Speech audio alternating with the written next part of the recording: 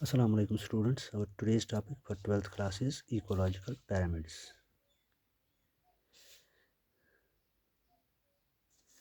Ecological pyramids है क्या? Definition इनकी. Ecological pyramid is a pictorial representation of an ecological parameter like number or biomass or energy at different trophic levels in a food chain in an ecosystem. It is a pictorial representation of an ecological parameter like number, biomass or energy at different trophic level in a food chain in an ecosystem. Ecological pyramid was developed by Charles Hilton in 1927. Hence it is also called as Elletonian pyramids. इसको Elletonian pyramid भी कहा जाता है because it was developed by Charles Hilton in 1927. जैसे कि आप जानते हैं स्टूडेंट्स, जब हम फूड चेन बनाते हैं तो पहले क्या आता है? प्रोड्यूसर, उसके बाद प्राइमरी कंज्यूमर, उसके बाद secondary consumer. This is trophic level first, this is trophic level second and this is trophic level third. On the basis of these trophic levels, ecological pyramid is of three types. That is pyramid of number, pyramid of biomass and pyramid of energy. Pyramid of number.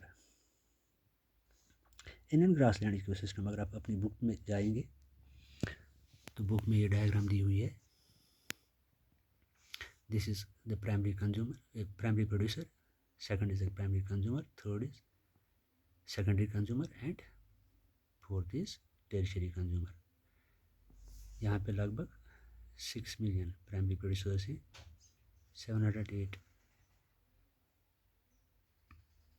Primary consumers हैं, 3,54,000 secondary consumers हैं, only 3 tertiary consumers. Pyramid of number is always upright pyramid. Upright pyramid, that is मान के चलते हैं primary producer plants हैं, इसको dear खाता है प्राइमरी कंज्यूमर, डियर को फॉक्स खाता है secondary consumer, and secondary consumer यानी फॉक्स को लाइन खाता है, that is tertiary consumer. pyramid of number is always upright pyramid, just like this. इनके पहले प्रोड्यूसर, उसके बाद प्राइमरी कंज्यूमर, उसके बाद सेकेंडरी कंज्यूमर, उसके बाद tertiary consumer. Number of plants is more as compared to the deer, and number of deer is more as compared to the fox, and number of fox is more as compared to the lion. इसे grassland ecosystem की अगर हम बात करेंगे तो pyramid of number is always upright, but there are exceptions to this pyramid. For example, अगर हम banyan tree की बात करेंगे, banyan tree यहाँ पे स्पिंडल शेप्ड भी इकोसिस्टम, स्पिंडल शेप्ड भी आ सकता है और इन्वर्टेड भी आ सकता है. Banyan tree is a plant. Suppose this plant is eaten by birds. A number of birds feeding on the seeds of the plant. Now ये पैरासाइट फूड चैन है. birds को lice और bugs खाते हैं. Their number is more as compared to the birds. And lice and bugs are eaten by bacteria and fungi. Their number is more. So this is a inverted pyramid, just like this. This is an exception to the pyramid of number. pyramid of number upright pyramid होता है, लेकिन ये exception है, जैसे कि banyan tree में ये inverted होता है. यहाँ स्पिंडल शेप्ड भी हो सकता है. एक प्लांट है banyan tree, इसको 1000 इंसेक्ट्स खाते हैं और इंसेक्ट्स को 500 बर्ड्स खाते हैं. This is spindle shaped forest ecosystem. Tree ecosystem की बात अगर हम करेंगे, this is parasite food chain, inverted pyramid है ये. दिस इज स्पिंडल शेप्ड, पहले 1, फिर 1000, फिर 500.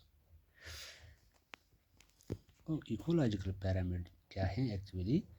It is a pictorial representation of an ecological pyramid like number, biomass or energy at different trophic levels in a food chain in an ecosystem. This ecological pyramid is of three types: pyramid of number, pyramid of biomass and pyramid of energy. जहाँ तक pyramid of number का ताल्लुक है, Pyramid of number is the pictorial representation showing the arrangement of number of individuals at different traffic levels in the food chain in an ecosystem. It is the pictorial representation showing the arrangement of number of individuals of different traffic levels in a food chain in an ecosystem. अगर हम predatory food chain की बात करेंगे, that is a food chain in A grassland ecosystem, तो वहाँ पे क्या है, ये pyramid जो है, pyramid of number, it is always upright pyramid. That is, plants are more in number as compared to the deers, and deers are more in number as compared to the fox, and fox are more in number as compared to the lion. लेकिन इसकी exception है banyan tree. Banyan tree के अंदर क्या है, अगर हम parasitic food chain की बात करेंगे तो प्लांट्स को बर्ड्स खाती हैं, बर्ड्स का तादाद ज़्यादा है, प्लांट एक है. Birds are eaten by lice and bugs, and lice and bugs are eaten by bacteria and fungi. So this is an inverted pyramid. या ये स्पेंडल शेप्ड भी हो सकता है. एक प्लांट है, इसको 1000 इंसेक्ट्स खाते हैं, 1000 इंसेक्ट्स को 500 बर्ड्स खाते हैं. This is spindle shaped ecosystem. तो उसके बाद आता है दूसरा pyramid of biomass. Pyramid of biomass ये भी अपराइट पिरामिड ही है. पिरामिड ऑफ बायोमास जो है ये भी अपराइट पिरामिड ही है, because the biomass decreases at the higher trophic levels. Biomass जैसे यहाँ पे प्लांट्स हैं, प्लांट्स की तादाद ज़्यादा है तो नेचुरली इनका बायोमास भी ज़्यादा होगा. उसके बाद अगर हम डियर की बात करेंगे, डियर का नंबर कम है तो नेचुरली इनका बायोमास भी कम होगा. उसके बाद अगर फॉक्स की बात करेंगे, फॉक्स का नंबर डियर से कम है तो डियर का फॉक्स का बायोमास कम है. और उसके बाद अगर हम लाइन की बात करेंगे तो लाइन का नंबर कम है, इसलिए इनका बायोमास भी कम ही होगा. ये भी यानी कि पिरामिड ऑफ बायोमास जो है, this is also upright pyramid. लेकिन इसका भी एक्सेप्शन है in an aquatic ecosystem like sea. अगर हम देखेंगे सी के अंदर फाइटोप्लैंक्टन होते हैं जो फोटोसिंथेसिस करते हैं. फाइटोप्लैंक्टन ज़ूप्लैंक्टन खा जाते हैं. सपोज हम मान के चलते हैं कि फाइटोप्लैंक्टन 100 kg, लेकिन ये फोटोसिंथेसिस करके अपना बायोमास बढ़ाते हैं, यानी कि फास्ट बायोमास तेज बनाते हैं, 500 kg ऐड करते हैं. और इसके ऊपर जो है ज़ूप्लैंक्टन, सपोज इनका मास है 1000 kg, जो 500 kg फाइटोप्लैंक्टन बनाते हैं उनको ये ज़ूप्लैंक्टन खा जाते हैं. यानी कि फाइटोप्लैंक्टन का बायोमास बढ़ तो रहा है, लेकिन उस बायोमास को ज़ूप्लैंक्टन कंज्यूम कर देते हैं और ज़ूप्लैंक्टन का बायोमास बढ़ जाता है. इस तरह से फाइटोप्लैंक्टन का बायोमास वहीं रहता है और ज़ूप्लैंक्टन ज़्यादा बायोमास बनाता है. तो इससे हम कहेंगे कि इसका टर्नओवर जो है that is fast.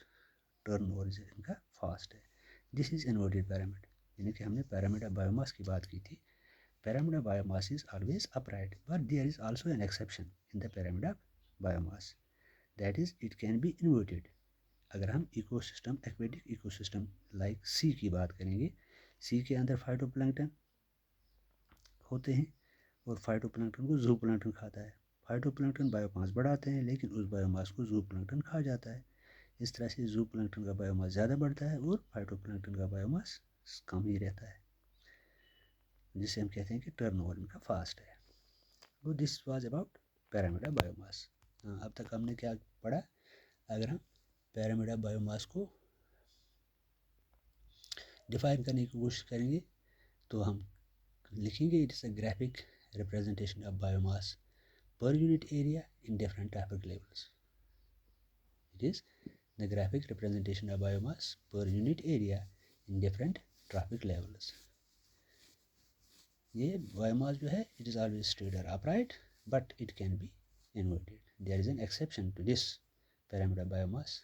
There is an aquatic ecosystem. वहाँ पे फाइटोप्लैंक्टन जो है उनका मास कम होता है as compare to zooplankton which consume the phytoplankton. उसके बाद तीसरा है pyramid of energy. Pyramid of energy is always upright.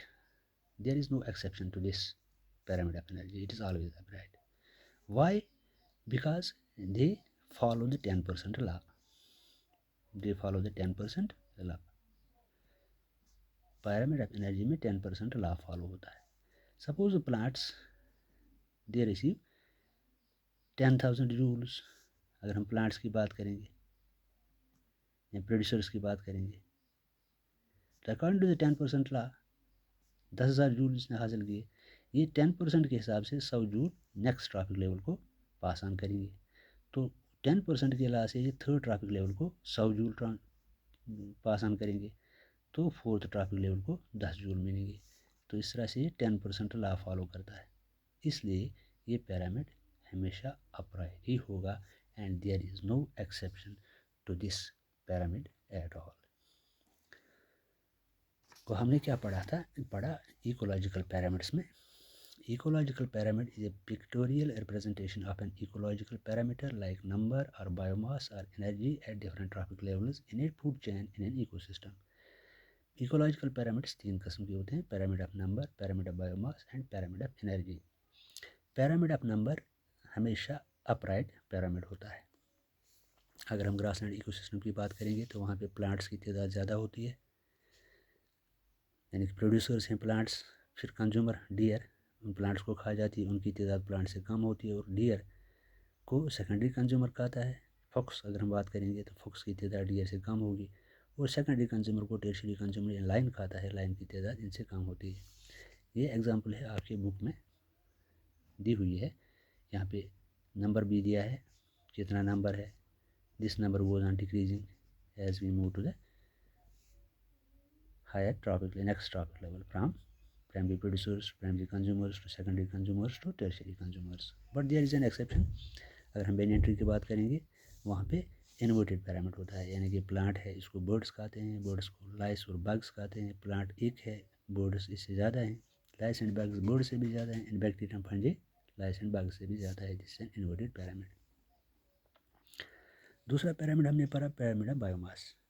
ये भी अपराइट ही होता है, इसमें भी प्रोड्यूसर्स की तादाद ज़्यादा होती है, फिर कंज्यूमर की प्राइमरी कंज्यूमर उससे कम, सेकेंडरी कंज्यूमर उससे कम और टर्शियरी कंज्यूमर उनसे कम।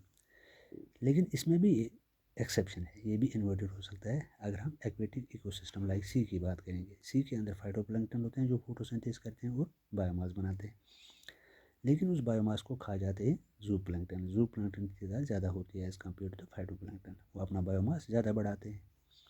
जितना फाइटोप्लैंक्टन तैयार करता है उसको जूप्लैंक्टन खा जाता है, इसलिए जूप्लैंक्टन का बायोमास ज़्यादा बढ़ जाता है फाइटोप्लैंक्टन से। तो ये पिरामिड जो है इन्वर्टेड बनता है। यहाँ पे हम ये कहेंगे कि टर्नओवर फास्ट है।